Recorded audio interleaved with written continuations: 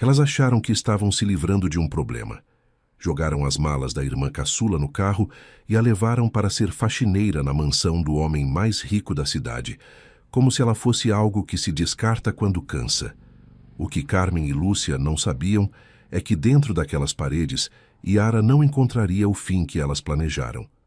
Encontraria um recomeço. E o milionário que elas tanto queriam impressionar, ele só teria olhos para a moça que veio limpar o chão da casa dele. Se inscreva no canal e deixe seu like. E comenta aqui de onde você está assistindo.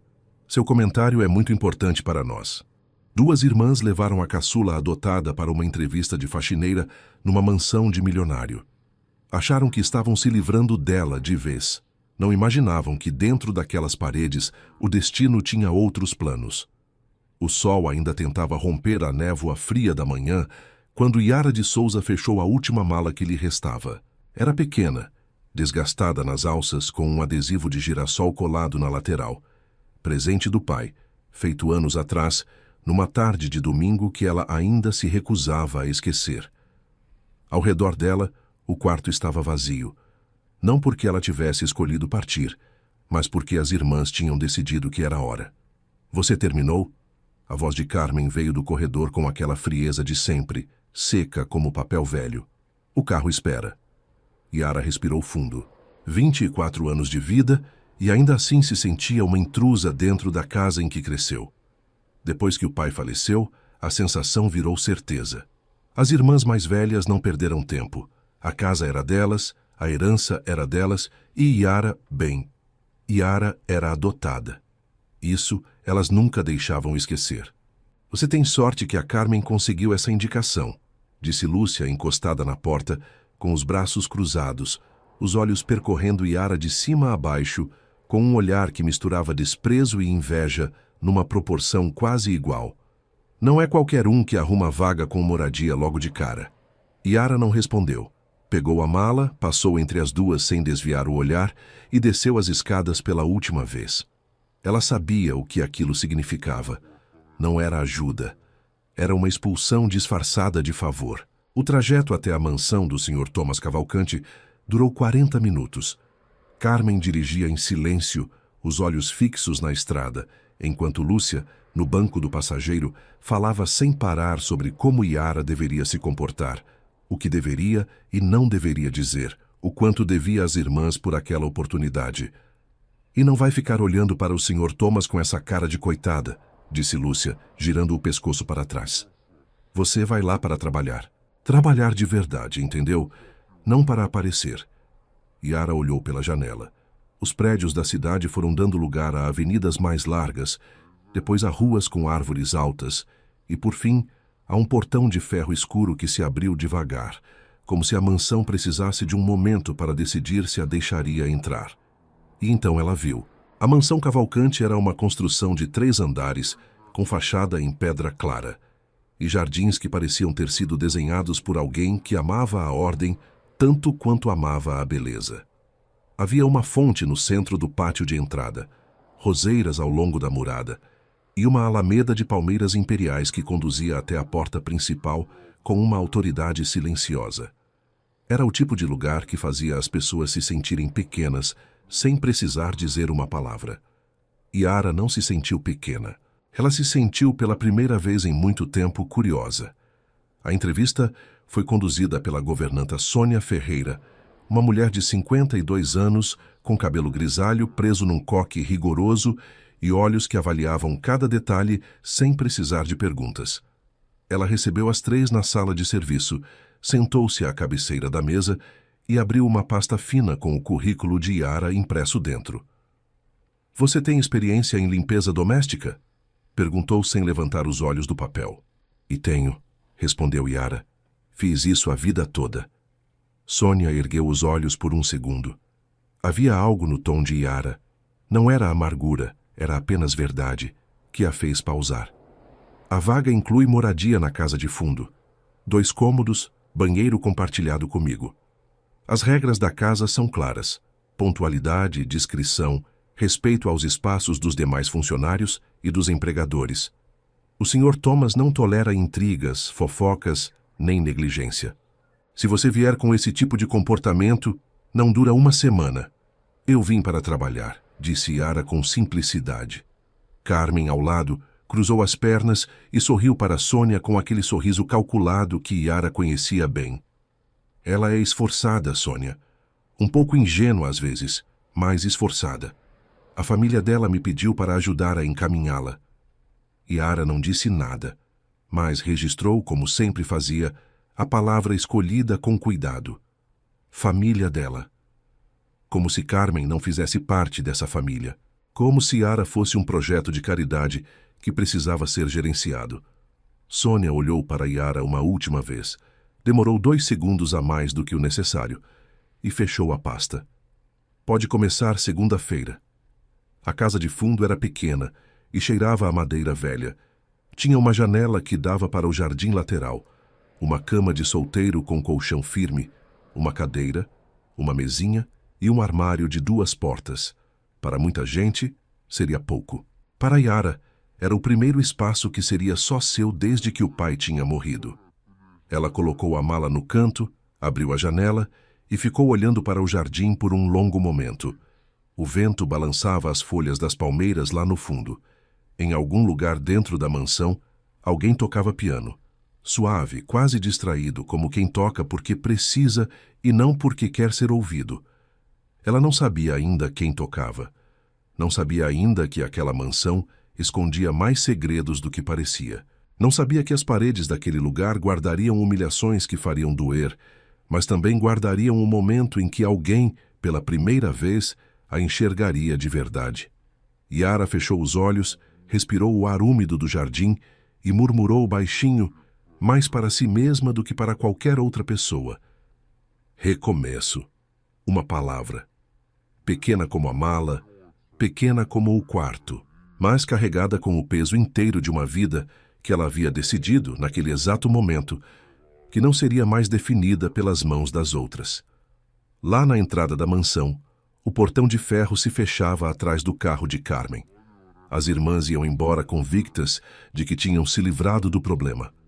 Mas o problema desta vez era delas. Nos próximos dias, Yara descobriria que a mansão Cavalcante tinha uma ordem severa, rivais invisíveis. E um dono que quase nunca aparecia, mas que quando aparecia, notava tudo. Os primeiros dias na mansão ensinam coisas que nenhuma entrevista de emprego avisa. Ensinam quem sorri de verdade e quem sorri esperando a sua queda. Yara aprenderia as 2 lições ao mesmo tempo e mais rápido do que imaginava.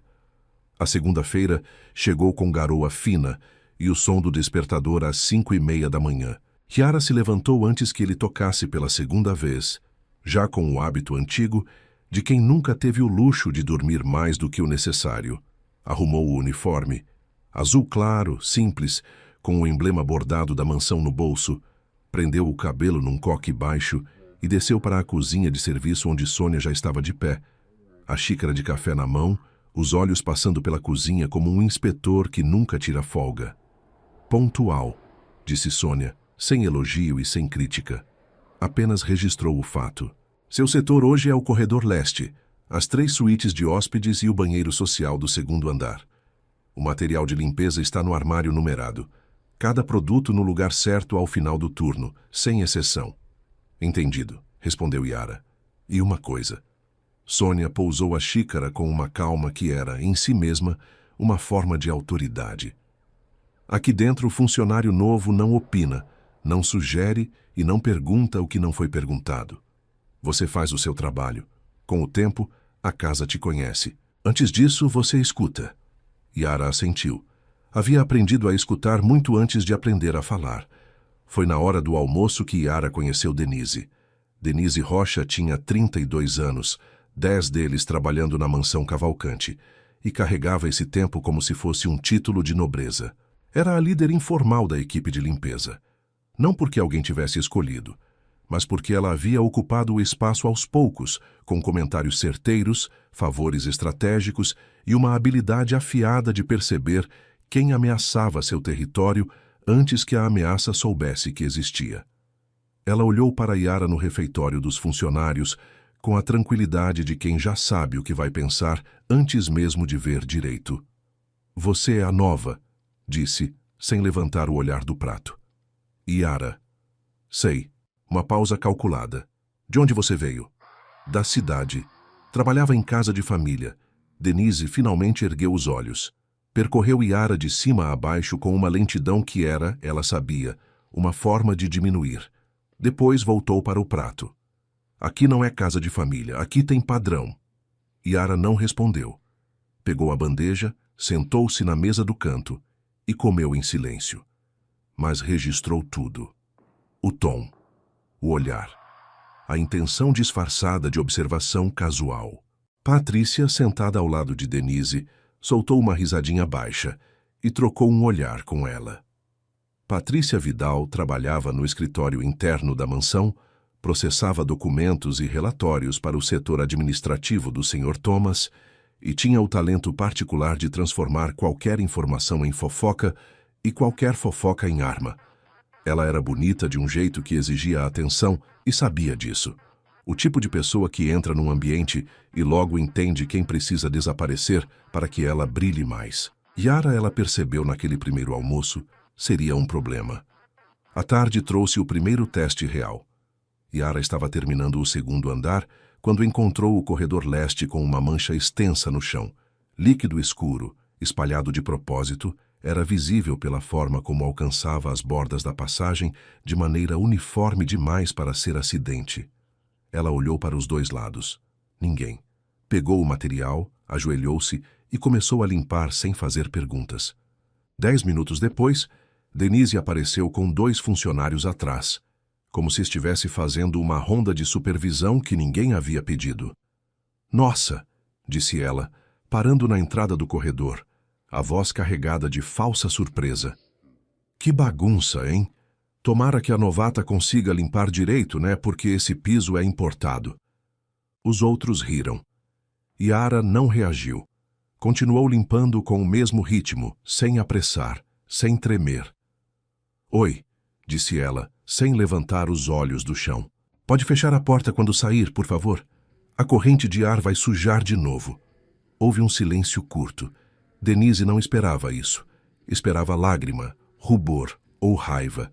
Recebeu apenas competência, e isso a irritou mais do que qualquer coisa.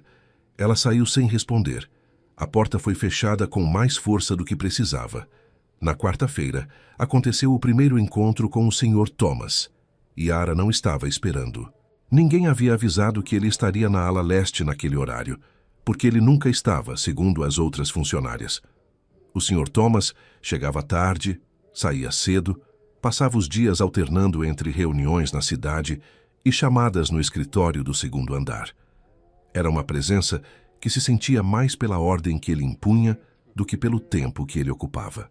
Yara estava organizando os vasos da jardineira interna do corredor quando a porta do escritório se abriu e ele saiu falando ao telefone, passos rápidos, gravata levemente afrouxada, a expressão de quem está carregando 4 decisões ao mesmo tempo. Ele quase passou por ela sem ver. Quase.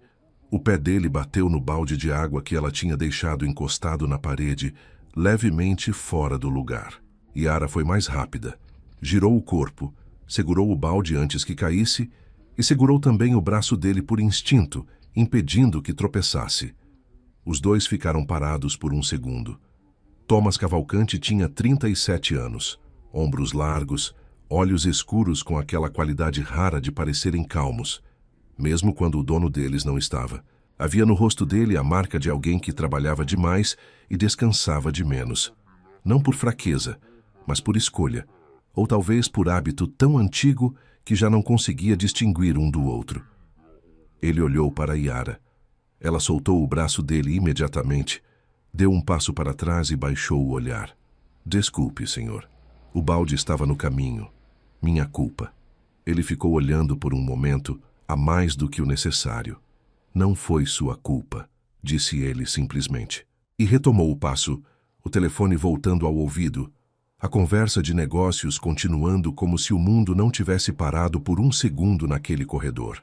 Mas antes de dobrar a esquina, ele olhou para trás uma vez. Rápido, quase imperceptível. Yara não viu. Estava abaixada, recolocando o balde no lugar certo. Naquela noite, deitada na cama estreita da casa do fundo, Yara ficou olhando para o teto por um longo tempo. Do outro lado da parede, podia ouvir Sônia se movimentando com aquela precisão de sempre, sem pressa e sem hesitação. Havia algo naquela mansão que ela ainda não conseguia nomear. Uma tensão quieta nas paredes. Pequenos detalhes que não se encaixavam. Uma porta que aparecia destrancada sem explicação. Um arquivo que Patrícia procurou durante horas e jurou que havia estado na gaveta certa. Um fio de luz no corredor de serviço que piscava em padrão irregular havia 3 dias e ninguém ainda havia chamado a manutenção.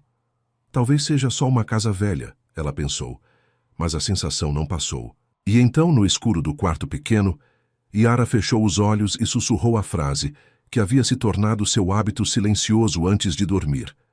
Não uma oração, não um desejo, uma promessa.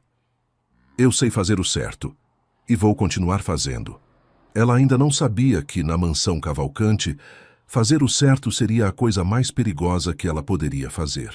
Na semana seguinte, Carmen apareceria na mansão com relatórios para o Sr. Thomas. E não perderia a oportunidade de lembrar a todos quem Yara realmente era. Ou quem ela achava que era. Há humilhações que machucam por fora, e há aquelas que tentam destruir por dentro, arrancar a dignidade da pessoa na frente de todos, como se a vergonha alheia fosse um espetáculo. Yara conhecia as duas desde criança, mas nunca tinha imaginado que dentro da mesma mansão encontraria também alguém capaz de enxergá-la de verdade.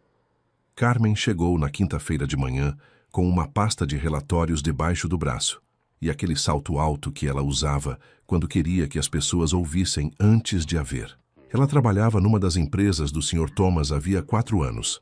Setor administrativo, analista sênior, o tipo de cargo que dava acesso suficiente para se sentir importante sem responsabilidade suficiente para realmente ser. E ela usava esse acesso com a mestria de quem sabe que o poder pequeno, bem administrado, pode parecer grande para quem está embaixo. Patrícia foi a primeira a encontrá-la no hall de entrada. Os 2 sorrisos se reconheceram antes das palavras. Que bom que você veio pessoalmente", disse Patrícia em voz baixa, os olhos brilhando com a perspectiva de novidade. Ela está no corredor sul, limpando os espelhos.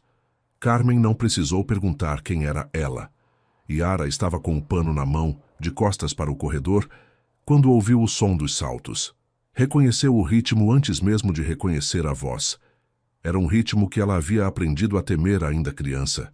Aquele que anunciava que alguém chegava não para ajudar, mas para se instalar. "Olha só", disse Carmen, parando no centro do corredor com a pasta abraçada ao peito e um sorriso que não chegava aos olhos. A nossa Yara. De uniforme e tudo. Patrícia estava atrás dela. 2 outras funcionárias passavam pelo corredor naquele momento e desaceleraram, sentindo que havia algo para ver. Yara se virou devagar. "Carmen."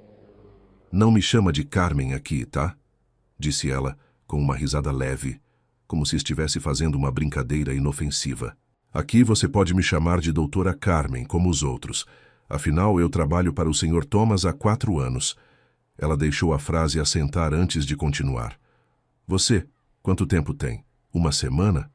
As funcionárias do corredor pararam completamente. Patrícia tinha um sorriso contido nos cantos da boca. "Está aqui para entregar relatórios?"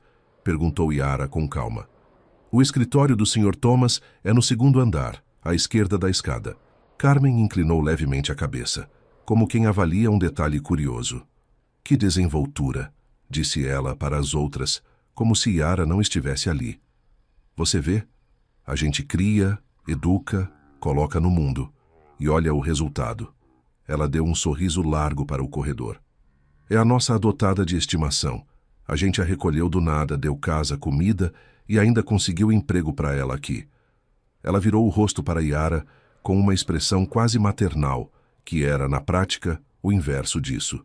"Você está se saindo bem, Yara. Continue esforçada. Faxineira boa é faxineira que não dá trabalho." O silêncio que se seguiu durou talvez 3 segundos.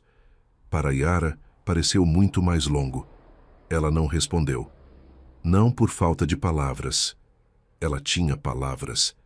Tinha toda uma vida de palavras represadas. Mas havia aprendido com o pai que responder com raiva no momento errado só dá à pessoa errada exatamente o que ela quer: o controle da cena. Ela se virou de volta para o espelho e continuou limpando. Carmen ficou esperando mais um segundo, frustrada pela falta de reação. Depois virou nos saltos e seguiu para o segundo andar. Patrícia a acompanhou e as duas outras funcionárias dispersaram com aquele murmúrio baixo de quem vai repetir a história para outros. No espelho limpo à sua frente, Yara viu o reflexo do próprio rosto. Viu os olhos marejados que ela não deixou cair. Viu o queixo firme que ela não baixou. E viu por um segundo o reflexo de alguém que ela não conhecia parado na entrada do corredor. Quando ela se virou, o corredor estava vazio. Mas havia uma câmera discreta no canto superior da parede, e o monitor de segurança do Sr. Mauro, na sala de controle, estava ligado. A armação veio 3 dias depois. E foi bem feita, da forma como só são feitas por quem tem tempo para planejar e ódio suficiente para não hesitar. O relógio era de prata, com um monograma gravado pertencente a Denise. Ou assim ela dizia. Sumiu numa segunda de manhã. E apareceu, segundo Denise, na lavanderia onde Yara trabalhava naquele dia, dentro de um cesto de roupas que só Yara havia manuseado. Denise fez questão de encontrá-lo em voz alta. "Meu relógio!" A exclamação atravessou a lavanderia e chegou ao corredor. Aqui, no cesto da Yara. 3 funcionárias apareceram em menos de 1 minuto. Patrícia foi a mais rápida. Yara olhou para o relógio na mão de Denise com uma expressão que não era culpa. Era surpresa genuína e depois, rapidamente, compreensão. Ela entendeu o que estava acontecendo antes que qualquer acusação fosse dita em voz alta. "Eu nunca vi esse relógio", disse ela com firmeza. "Está aqui", disse Denise, exibindo o objeto para as outras como uma promotora num tribunal improvisado. "No seu cesto, com suas roupas." "Com as roupas do setor", corrigiu Yara. "Esse cesto não é meu, é coletivo. Qualquer pessoa da equipe tem acesso. Mas hoje só você trabalhou aqui. Hoje pela manhã." Yara fez uma pausa deliberada. "Mas ontem à tarde, depois do meu turno, esse cesto ficou aberto no corredor por quase 2 horas antes de eu recolher. Qualquer um podia colocar qualquer coisa ali." Silêncio. Denise franziu o senho. Não tinha previsto que Yara fosse responder com detalhes de horário. Foi então que o Sr. Mauro, o administrador da mansão, entrou na lavanderia com aquela expressão fechada de quem foi chamado antes de ter tempo de tomar café. Ele era um homem de meia-idade, metódico, que seguia procedimento porque era mais fácil do que pensar. Inicialmente, seu olhar foi para Denise, a funcionária mais antiga, a versão que chegou primeiro. "Qual é o problema?" Denise abriu a boca para falar, mas Yara foi mais direta. "Senhor Mauro, peço que verifique as câmeras do corredor da lavanderia de ontem, entre as 17 e as 19 horas. O cesto estava visível e acessível. Eu não estava aqui nesse período. Estava no segundo andar, o que também está registrado nas câmeras."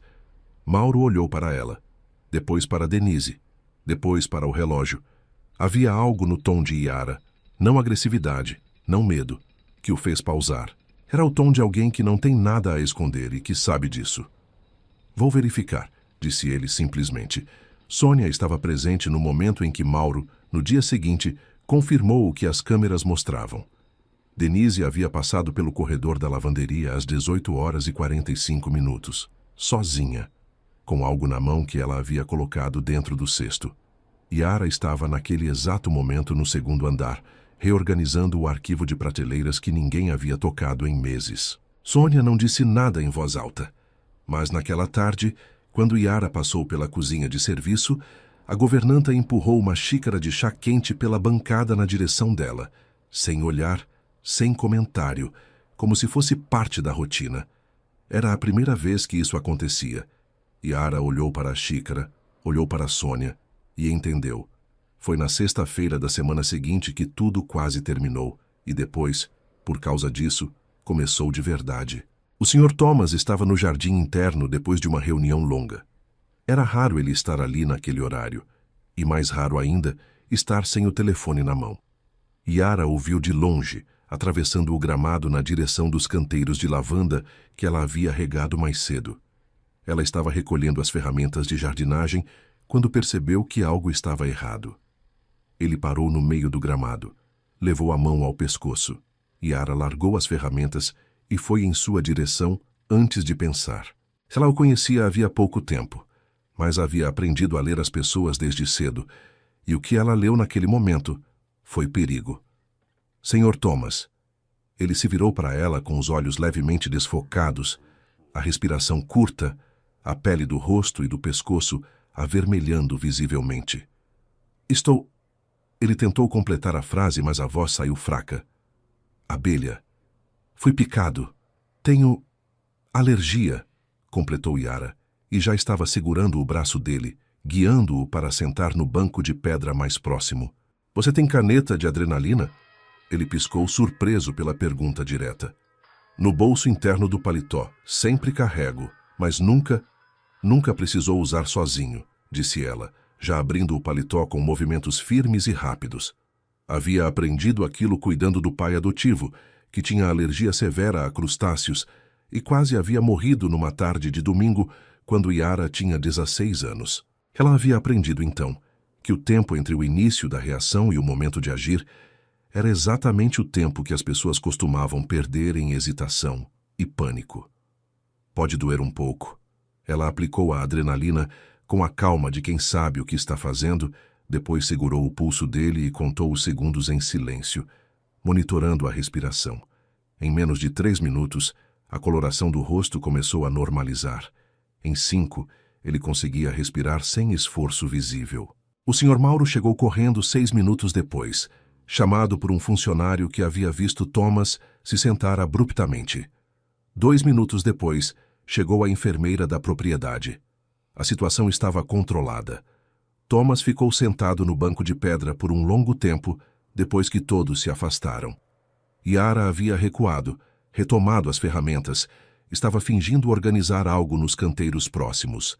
Ele a chamou pelo nome pela primeira vez. Yara. Ela virou. Ele a olhou por um momento, com aqueles olhos escuros que carregavam mais do que mostravam, e disse apenas: Obrigado. 2 palavras simples. Mas havia nelas um peso que Yara não conseguiu ignorar. O peso de alguém que não estava agradecendo por gentileza. Estava agradecendo porque entendia com clareza que havia algo ali que não tinha sido calculado, planejado nem performado. Ela assentiu, levou as ferramentas para o galpão e não disse mais nada. Mas quando entrou na casa do fundo naquela noite, percebeu que havia algo diferente no jeito como o coração batia. Mais quieto, mais firme, como se tivesse encontrado um ritmo que ainda não conhecia. Ela não nomeou aquilo. Ainda era cedo. Mas o Sr. Thomas, naquela mesma noite, ficou acordado por muito tempo. E não era pelo trabalho. Alguém havia plantado o relógio para destruir Yara. Alguém havia visto tudo o que aconteceu no jardim. E esse alguém já estava planejando o próximo movimento, desta vez muito maior. Há um tipo de coragem que o mundo não ensina nas escolas. Não é a coragem de gritar, de lutar, de enfrentar com punhos erguidos. É a coragem quieta, aquela que aparece quando a pessoa poderia muito bem ficar em silêncio, proteger a si mesma, e ninguém saberia. Mas ela fala assim mesmo. Yara aprendeu essa coragem com o pai, e estava prestes a precisar dela mais do que nunca. A mansão acordou diferente na segunda semana, depois do incidente no jardim.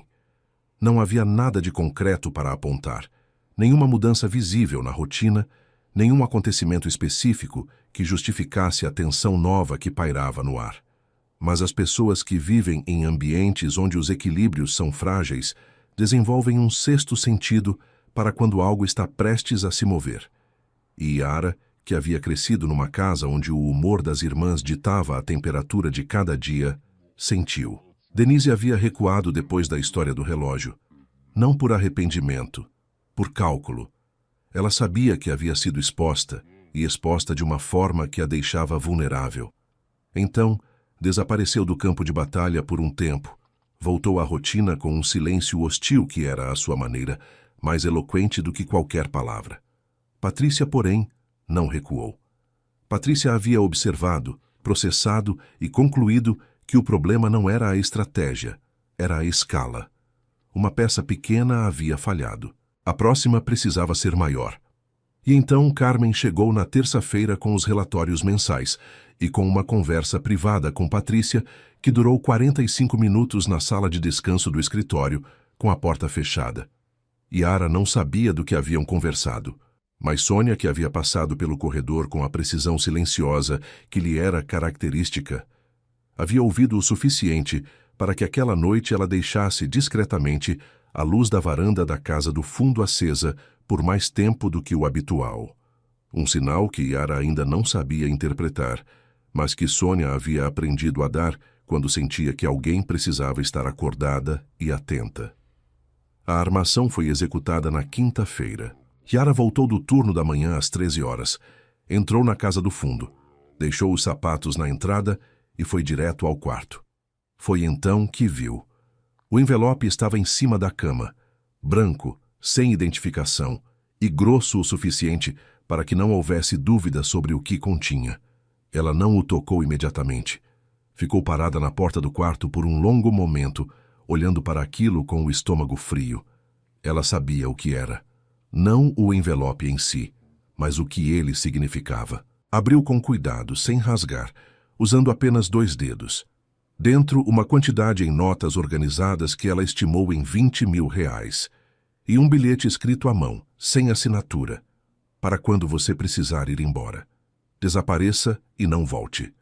Yara ficou imóvel por 30 segundos. Então dobrou o bilhete, recolocou no envelope e foi direto até o escritório do Sr. Mauro. Mauro não estava esperando aquela visita. Olhou para o envelope que Yara colocou sobre a mesa dele, com uma expressão que oscilava entre o ceticismo e o desconforto. Porque aceitar a versão dela significava investigar, e investigar significava trabalho, conflito e a possibilidade de que o problema fosse maior do que parecia. Encontrei em cima da minha cama, disse Yara. Não sei quem colocou. Não abri as janelas hoje de manhã antes de sair. A porta da casa do fundo tem chave, mas a chave reserva fica no painel da administração. Ela fez uma pausa. Não estou acusando ninguém, estou reportando o fato. Mauro olhou para o envelope. Vou registrar. Obrigada. Yara virou para sair, mas parou na porta. Senhor Mauro, se alguém vier dizer que esse dinheiro é evidência de algo que eu teria feito, eu peço que verifique o registro de entrada da casa do fundo pelas câmeras de hoje pela manhã. Eu saí às 6h40. Não voltei até agora. Ela saiu.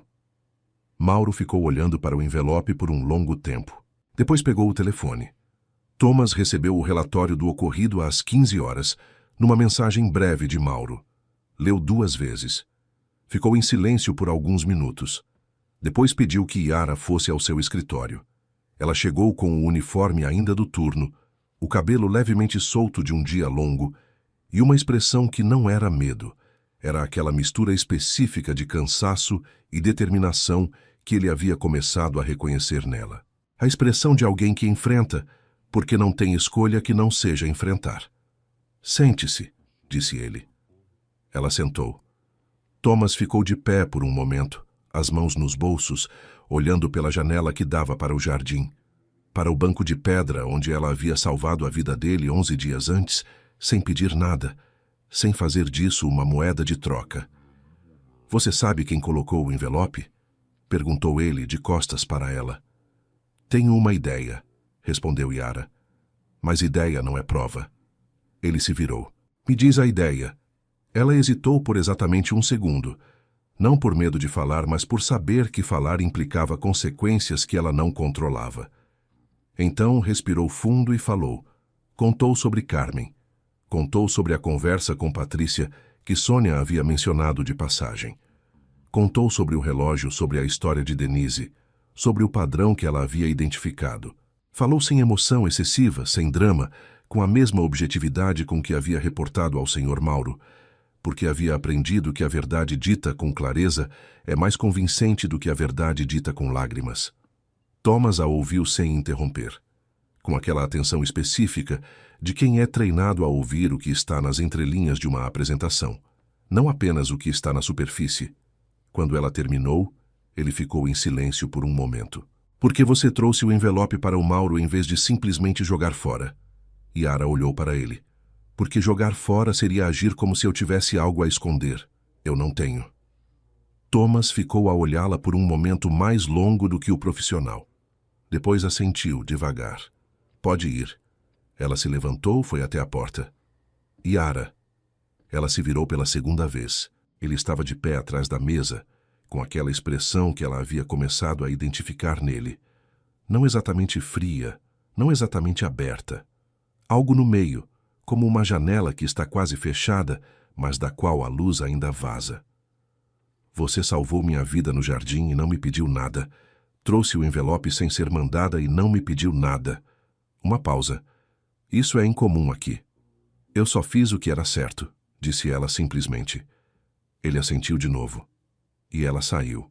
No corredor, Yara encostou as costas na parede por um instante e fechou os olhos.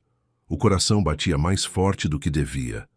Ela não sabia bem por quê, se era o medo que havia passado, o alívio de ter sido ouvida, ou algo completamente diferente que ela ainda não tinha coragem de nomear. Carmen ligou naquela mesma noite. Yara estava na casa do fundo, os joelhos dobrados na cama, lendo o livro velho que havia trazido na mala. O único item de valor pessoal que havia guardado, um romance que o pai adotivo havia lido 3 vezes e cujas margens estavam cobertas de anotações a lápis dele. O telefone vibrou. Ela viu o nome e ficou olhando para a tela por 2 toques. Depois atendeu. Recebeu o presente? Disse Carmen sem preâmbulo, com aquela leveza artificial de quem testa o terreno, fingindo que não está testando nada. Entreguei ao administrador, respondeu Yara. Silêncio. Você é muito idiota, disse Carmen, e a leveza havia desaparecido completamente. A voz agora era dura, baixa, com aquela fúria contida que Yara conhecia desde a infância. Você tinha uma saída, dinheiro suficiente para recomeçar em outro lugar, longe daqui, longe do Thomas, longe de tudo.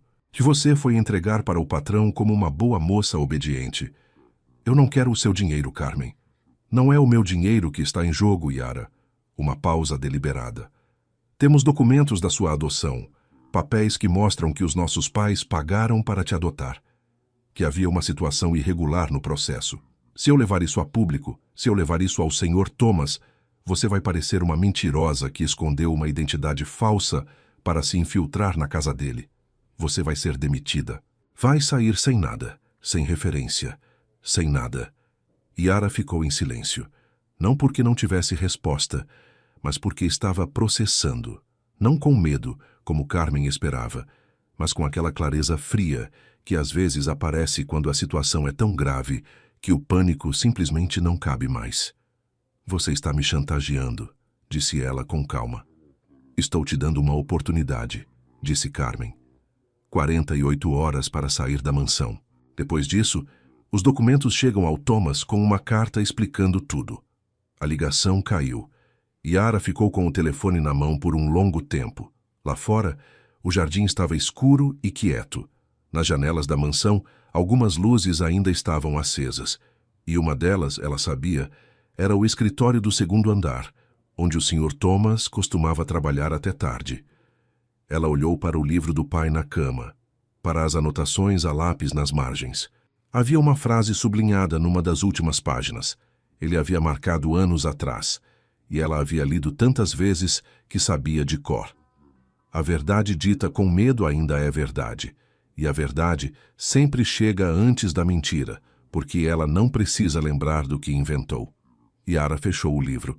Ficou em silêncio por um tempo.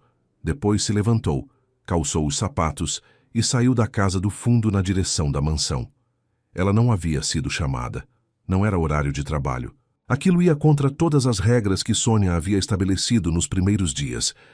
Mas havia uma coisa que Yara havia decidido, ali, naquele quarto pequeno com cheiro de madeira velha e a sombra das palmeiras na janela.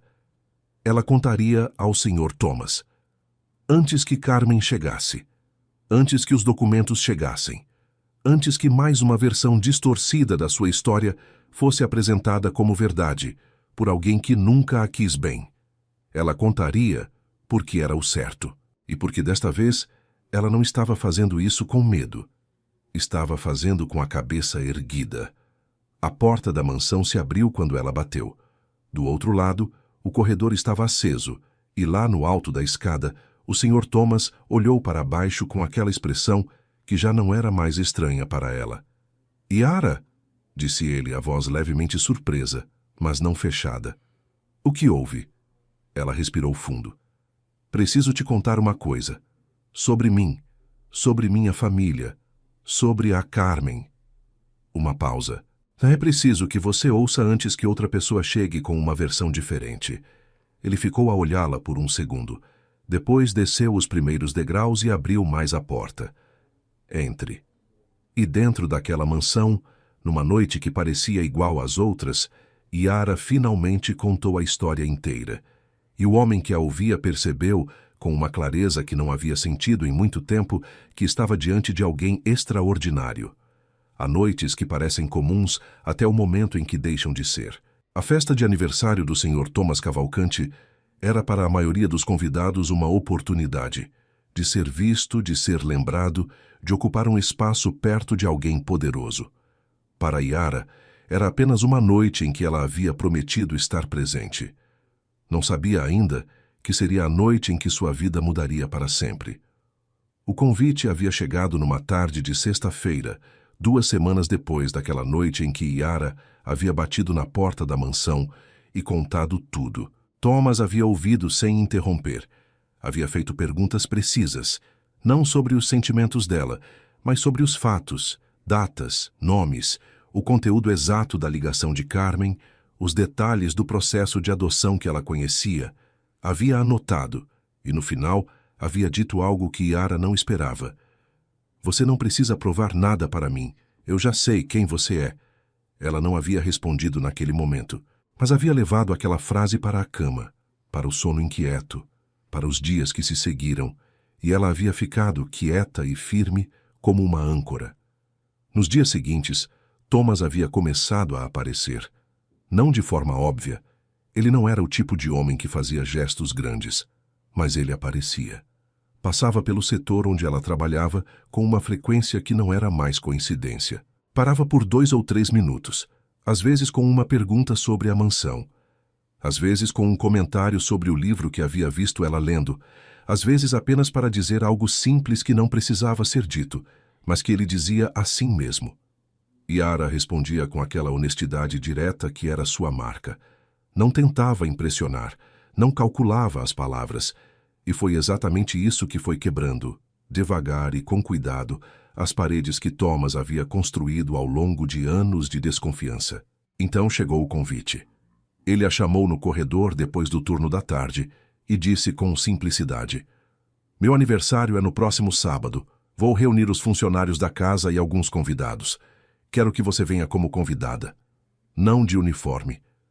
Yara ficou em silêncio por um momento. "Eu sou funcionária da casa." "Eu sei o que você é", disse ele, com aquela calma que ela havia aprendido, a forma que ele usava quando queria dizer algo com peso. "E é exatamente por isso que estou convidando você. Não para servir, para estar presente." Ela relutou por 3 dias. Conversou com Sônia. A primeira conversa de verdade que as duas tinham tido, sentadas na cozinha de serviço, depois que todos os outros foram dormir, com 2 xícaras de chá entre elas. "Você tem medo de aparecer", disse Sônia, sem rodeios. "Tenho medo de dar munição", respondeu Yara. Sônia ficou em silêncio por um momento. Depois disse algo que Yara não esperava de uma mulher que havia sido rígida desde o primeiro dia. "Eu trabalhei nesta casa por 12 anos. Vi muitas moças tentarem chegar perto do Sr. Thomas por interesse. Sei reconhecer." Ela pausou. "Você é diferente, e ele sabe disso." Uma pausa mais curta. "Vai à festa, Yara. Não porque você deve algo a alguém, porque você merece ocupar um espaço com a cabeça erguida." Yara aceitou o convite naquela mesma noite. O sábado chegou com o céu limpo e os jardins da mansão transformados. Havia luzes brancas nos arbustos, mesas redondas no terraço, um quarteto de cordas ao fundo tocando suave. Os funcionários circulavam de roupa social, levemente deslocados fora do uniforme, mas sorridentes. Os convidados externos, sócios conhecidos, alguns poucos amigos próximos de Thomas, chegaram aos poucos a partir das 20 horas. Carmen e Lúcia chegaram às 21 horas. Carmen havia sido convidada como representante do setor administrativo. Protocolo de sempre. Nada em comum. Ela entrou com Lúcia ao lado, vestida com um longo vermelho, os olhos varrendo o ambiente com aquela eficiência calculista de quem está catalogando oportunidades. Ela ainda não sabia que Thomas havia solicitado discretamente ao setor de recursos humanos a abertura de uma investigação interna sobre conduta imprópria e uso indevido de informações confidenciais. Processo que havia começado 4 dias antes, silenciosamente, sem alarde. Ela ainda pensava que tinha o controle. Yara desceu à festa às 21h30. Usava um vestido simples, azul marinho, que Sônia havia sugerido sem fazer disso uma cerimônia. Apenas havia deixado pendurado na porta da casa do fundo com uma nota que dizia: "Era da minha filha, vai bem em você." O cabelo solto, as sandálias discretas e aquela qualidade que ela nunca havia cultivado, mas sempre possuiu. A de ser bonita de um jeito que não precisava de esforço, o tipo de beleza que ilumina um ambiente sem tentar. O silêncio que percorreu o terraço quando ela entrou foi involuntário. Durou apenas alguns segundos, mas foi suficiente. Thomas a viu do outro lado do terraço e atravessou o espaço na direção dela com passos calmos. Não com pressa, não com cerimônia. Com a naturalidade de quem vai em direção a alguém porque é onde quer estar. "Você veio?", disse ele. "Vim", respondeu ela. E os dois ficaram lado a lado por um momento, olhando para o jardim iluminado, antes que os cumprimentos e as conversas da festa os separassem temporariamente. Carmen viu tudo, e o estômago dela fechou com uma raiva que ela mal conseguiu disfarçar atrás do sorriso. O golpe veio às 22h30. Havia um presente sobre a mesa de honra, uma caixa pequena, embrulhada, que um dos seguranças havia recebido na entrada e colocado entre os outros. Ninguém havia verificado o remetente. Era parte do plano. Lúcia foi a primeira a mover. Ela se aproximou da mesa, abriu levemente a caixa como se estivesse apenas ajeitando os enfeites, e depois recuou. 2 minutos depois, ela chamou atenção para a mesa em voz alta. "Gente, cadê o relógio que estava aqui? O presente dourado?" A pergunta foi alta o suficiente para alcançar as mesas próximas. Algumas pessoas olharam. Um dos seguranças se aproximou. E então Lúcia virou os olhos com aquela pontaria cruel que havia herdado do mesmo lugar que Carmen, direto para Yara. "Você passou por aqui?" "Passou, Yara." O silêncio foi imediato. Absoluto. Yara ficou parada, com o copo na mão, e sentiu o peso de todos os olhares virando na sua direção ao mesmo tempo. Era um peso familiar. Havia crescido com ele. Mas desta vez havia algo diferente. Desta vez, ela não estava sozinha num corredor vazio. Carmen avançou do outro lado da sala com o microfone de aniversário ainda na mão. Ela havia feito um brinde minutos antes, e disse alto e claro para que todos ouvissem: "Não me surpreende." Sua voz cortou o ar com a precisão de quem praticou. "Todo mundo aqui deveria saber quem essa moça é. Ela é adotada. Cresceu de favor na nossa casa depois que nossos pais a recolheram por pena. A gente conseguiu emprego para ela aqui por caridade. E é assim que ela paga, aparecendo numa festa que não é dela, de vestido emprestado, fingindo que pertence a um mundo que nunca vai ser o dela." Lúcia assentiu ao lado, como sempre havia feito, o satélite fiel do ódio da irmã mais velha. A festa havia parado completamente. Yara não respondeu imediatamente. Ficou de pé, o copo na mão, os olhos fixos em Carmen, com aquela expressão que as pessoas que a conheciam bem já haviam aprendido a reconhecer. Não era fraqueza. Era a calma de antes. Mas antes que ela abrisse a boca, outra voz cortou o silêncio. "Chega, Thomas." Ele estava a 3 metros de distância, com aquela expressão que Yara havia visto uma única vez antes. Não raiva, não exaltação. Algo mais fundo. A frieza específica de alguém que chegou ao limite, mas não vai perder a postura para provar isso. Ele caminhou até o centro do terraço com passos lentos e deliberados. O Sr. Mauro apareceu pela lateral com um tablet na mão. Havia sido chamado discretamente 10 minutos antes, porque Thomas havia percebido o movimento de Lúcia na mesa e havia acionado a equipe de segurança em silêncio. "Eu vou mostrar algo para todos aqui", disse Thomas com a voz que ele usava nas salas de reunião quando encerrava discussões. Mauro projetou na tela do painel externo do terraço, instalado para a festa ironia perfeita, as imagens das câmeras de segurança, Lúcia colocando o objeto dentro do próprio bolso 30 segundos depois de descobrir que havia sumido. A câmera do ângulo secundário mostrava com clareza o movimento do braço, a abertura do embrulho, o bolso fechado. O terraço ficou em silêncio absoluto. Depois Thomas virou os olhos para Carmen. "Você mencionou documentos de adoção", disse ele com calma cirúrgica. "Eu os vi. O processo de adoção da Yara foi regular, supervisionado pelo juizado da comarca e concluído com todas as assinaturas legais. O advogado da família verificou pessoalmente na semana passada." Uma pausa. "Não existe irregularidade. Existe uma mentira que você construiu para usar como arma." Carmen abriu a boca. Fechou. Então Sônia deu um passo à frente. A governanta havia ficado em silêncio ao fundo durante toda a cena, de pé, imóvel com aquela postura que ela carregava em todos os ambientes como uma segunda espinha. Quando falou, a voz saiu firme e clara, sem tom de novela, sem drama. Era apenas a verdade dita por alguém que não tinha nada a ganhar com ela, além de dizer o que era certo. "Eu trabalho nesta casa há 12 anos, disse Sônia para o terraço inteiro. "Vi muitas pessoas passarem por aqui tentando se aproximar do Sr. Thomas por interesse, por conveniência, por ambição." Ela fez uma pausa. "Yara não é nenhuma dessas coisas. É a funcionária mais honesta que passou por esta casa no tempo em que estou aqui. Foi sabotada, acusada com mentiras e humilhada repetidas vezes, e em nenhum momento perdeu a postura ou agiu com maldade." Ela olhou para Carmen com uma frieza que valia mais do que qualquer discurso. O que foi feito com ela aqui dentro foi covarde. E todos viram. O silêncio que se seguiu foi diferente do anterior. Não era o silêncio de quem está chocado. Era o silêncio de quem está processando e concordando.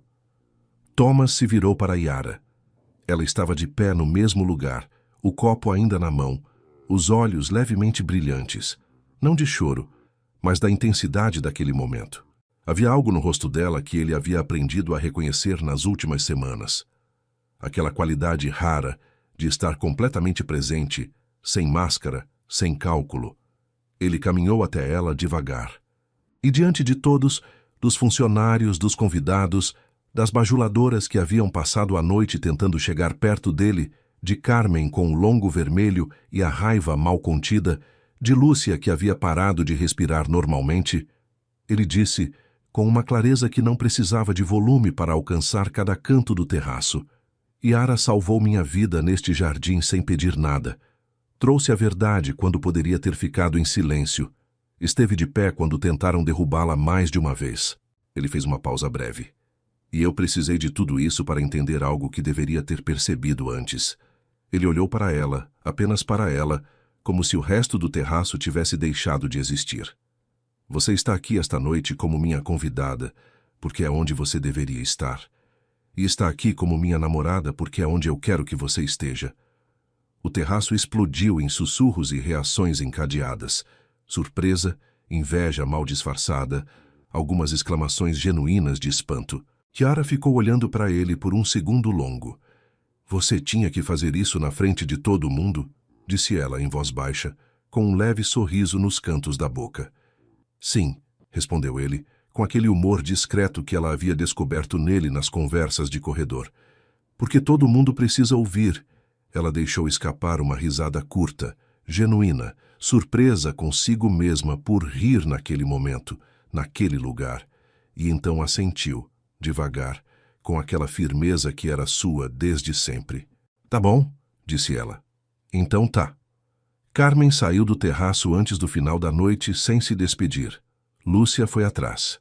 Na segunda-feira seguinte, o setor de recursos humanos concluiu a investigação interna. Carmen foi transferida compulsoriamente para uma filial em outra cidade, com nota formal de conduta imprópria no prontuário. Patrícia foi advertida e retreinada. Denise pediu transferência sozinha. Já sabia que o equilíbrio havia mudado de vez. O Sr. Mauro, que havia hesitado no início, assinou todas as providências sem reclamação. Havia aprendido naquelas semanas que procedimento sem discernimento é apenas burocracia. E Sônia, na manhã de domingo depois da festa, apareceu na porta da casa do fundo com 2 xícaras de café e, sem nenhuma cerimônia, sentou-se na cadeira de madeira da varanda e disse, olhando para o jardim: "Você vai precisar de roupas melhores agora." Yara riu. "Eu ainda sou funcionária da casa, Sônia." "Por enquanto," disse a governanta com um seco de satisfação nos lábios que era, para quem a conhecia, o equivalente a um sorriso largo. "Por enquanto." Naquela tarde, Yara foi ao jardim e ficou parada no mesmo banco de pedra onde havia salvado Thomas semanas antes. O vento movia as lavandas com aquela leveza de quem não tem pressa. Em algum lugar dentro da mansão, o piano tocava de novo, suave, quase distraído. Desta vez, ela sabia quem tocava. E desta vez, quando a porta do jardim se abriu e Thomas apareceu com os 2 copos de suco de laranja que ela havia mencionado uma vez, numa conversa de corredor, de passagem, sem importância aparente, ela entendeu que ele havia guardado aquilo, que ele guardava os detalhes dela com o mesmo cuidado com que ela havia guardado as anotações a lápis do pai no livro velho. Ele sentou ao lado dela, sem cerimônia, sem discurso, e os 2 ficaram em silêncio por um tempo. O tipo de silêncio que só existe entre pessoas que não precisam preencher o ar para provar que estão bem juntas. Yara olhou para as palmeiras imperiais lá no fundo da alameda, para as roseiras ao longo da murada, para os jardins que haviam parecido tão intimidadores naquele primeiro dia, quando ela havia chegado com uma mala pequena e um adesivo de girassol, e que agora pareciam simplesmente o lugar onde ela estava. Não porque eram grandiosos, porque eram dela também agora. Não por herança, não por sorte, não por favor de ninguém. Pelo único motivo que sempre deveria contar, porque ela havia merecido cada centímetro daquele espaço com trabalho, honestidade e a coragem quieta de não dobrar quando tudo conspirava para que ela dobrasse. Yara de Souza havia entrado naquela mansão pela porta dos fundos, com uma mala pequena e a promessa sussurrada de recomeço. Ela havia ficado pela porta da frente, de cabeça erguida, de mão dada com alguém que a enxergava de verdade. E isso, ela sabia, era tudo.